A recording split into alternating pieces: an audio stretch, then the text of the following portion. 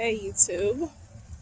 So I keep saying I'm going to do this and I end up never doing it. I end up always procrastinating. So I'm going to try again and see if I can get some content out to you guys and try to be as natural as I possibly can because it's so nerve-wracking just talking to a camera. It's really weird. I'm walking with our new puppy Lux. I don't know if you guys can see him. And then Caleb is in his seat, knocked out. It is a really, really nice day, so I don't blame him whatsoever.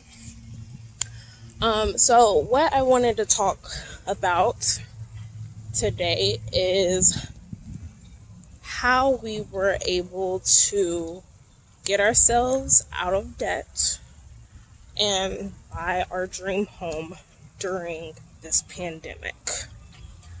Now, what I will say is that I am not a financial advisor by any means. I am still learning myself, and I'm going to continue to learn, but I always thought that it would be good to get a perspective from a regular person who is in the process of trying to do the best that they can as well, and to start multiplying our wealth and making sure that our kids have an opportunity to live a financially free life. So a little bit of a backstory.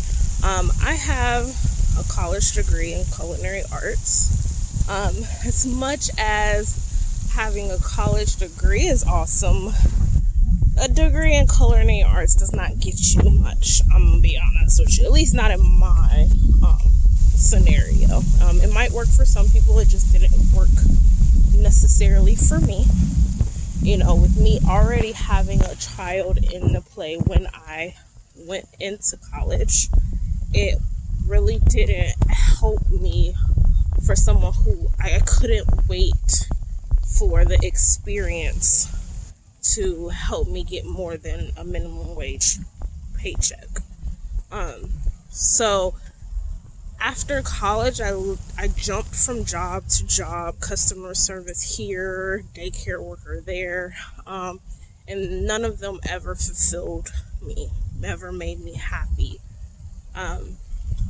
So I had to kind of really take a step back. And then when 2020 hit and I was once again at my customer service job and COVID hit, I lost my job. I had 2 kids and we were really trying to figure out, like, okay, what do we do from here? We were trying for baby number 3, and we had to figure out how to make finances work with one income again. Yeah, good. How are you guys? So, trying to figure out how to work with one income due to the pandemic is something that people worldwide had to figure out. And in my case, it seemed a lot more dire, I guess you could say. It's something that we were bursting out of seams in the house that we were living in. And once again, we were trying for baby number 3. Not necessarily, I guess, in hindsight, really didn't need to be, because we weren't in the financial position to be trying to have another one, but it was our dream to have more kids. So when I lost my job, we really had to kind of buckle down and make the decision to kind of split up every single piece. I've always been in the scenario, even before the pandemic, that I always wrote everything down. In the digital lifespan that we have right now, phones are used for everything. Lux. And that's just not how I operate, but do what's best for you. So the first thing I would recommend is to write down every expense. I mean, Duke bills, well, Duke for us in Ohio, but electric bill and car note and just everything. I mean, if you have a Netflix account, or my husband, he orders from Scentbird, so that comes out of our account. We had to write everything down. And I know you guys probably have heard it before, but cut out what you don't need right now. You can get it back later if you need to get it back later, but cut it out. The stimulus checks, honestly, helped us a lot.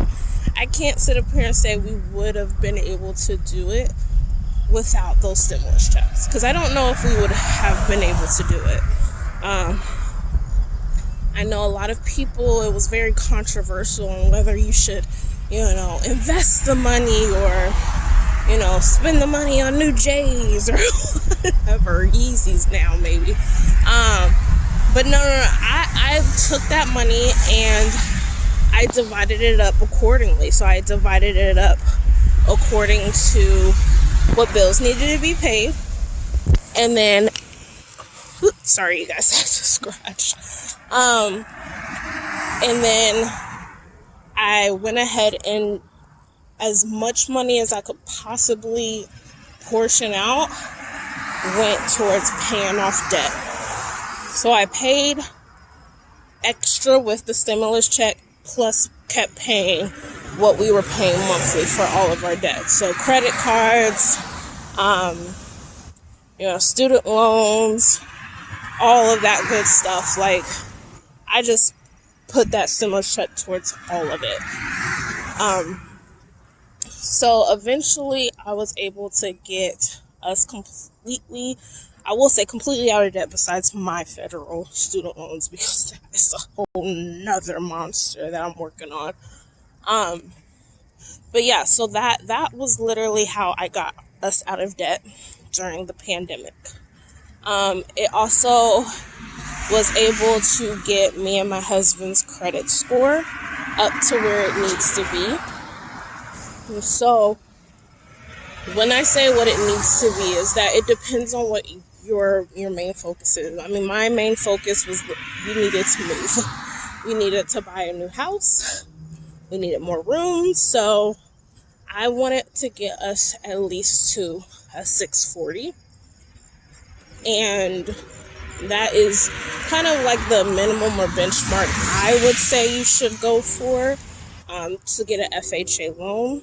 I know that a lot of FHA loans, you can go as low as like 560, I believe. But 640 for a decent interest rate, because as much as they try to paint this picture that how the housing market is right now, that you would have this wonderful interest rate, like, yeah, you might, but the prices for buyers are triple of what they would have been. So your mortgage is still pretty high.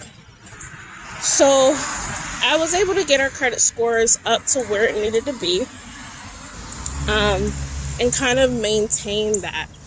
Now, it was definitely some hiccups along the way, some personal things that happened within our family that kind of made things take a little bit longer than what it needed to. But prayer and patience, honestly, has been our ticket. I have a history of mental illness. I suffer from what I definitely know of is anxiety and depression.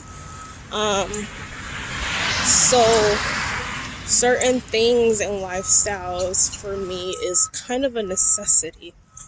I can't float with just letting the world go the way it wants to go, or life just happen the way it happens. Like, that's not how my mindset works.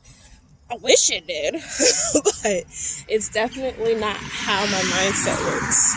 So I had to really, I'm the type A personality where I have to plan. I have to figure out, like, where am I going? And I had to pivot to a lot of things that happened in 2020 that was very unexpected, very sad and unfortunate for me and my family. But I really truly believe that where we are at right now is a testament to what we went through. So I'm blessed. I can't deny that by any chance in the world. So that is probably the first thing that I would recommend. I will definitely make more videos kind of really stretching out what my process was for 2020, for us to get to where we have gotten during this pandemic, because I know that it was not an easy feat, and I know a lot of people are trying to figure out, like, how can I get out of this hole? How can I, use certain things to my advantage and certain opportunities and capitalize on them. And once again, I'm still learning how to do that completely, but I think I really accomplished a big goal of being able to do that with my husband off of one income and still being able to finally get our dream home. So, just a good recap on this walk is, first, write everything down. Write down every expense, what it costs monthly, even if something is a quarterly expense like your home insurance or car insurance. Break it down to a monthly expense so you can really think in terms of, like, even though it's not technically getting taken out of my account this month, I need to make sure that I'm putting aside every month this amount. So definitely write everything down. Figure out what of those things that you absolutely need, what you can cut down on to make that price a little bit lower. I'm not big on being uncomfortable. I know that a lot of people say, like, hey, get uncomfortable to be able to pay for X, Y, and Z to reach your goals. I don't have the personality to do that. A little uncomfortability for me, even though it can be good, can really put me in a depressing state. So I don't recommend making yourself completely uncomfortable, but scaling down a little bit is okay. I think scaling down is perfectly fine.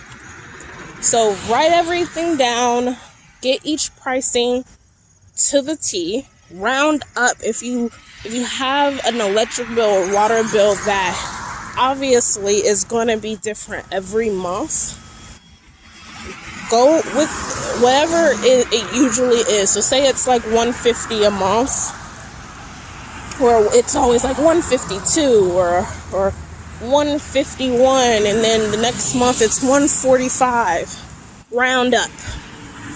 Go with $155 every month. Put that aside so you don't have any surprises. That is the way you can kind of really figure out where your money is going and if you're living an affordable life. Because a lot of the times when those $6.99 streaming services that sound pretty cheap, it sounds pretty cheap until you start looking at that price list that I'm telling you about, and you're realizing, oh crap, yeah, I am not able to afford everything that I think that I'm able to afford. So I probably rambled on way too much. We're at 15 minutes, so let me go ahead and get off here.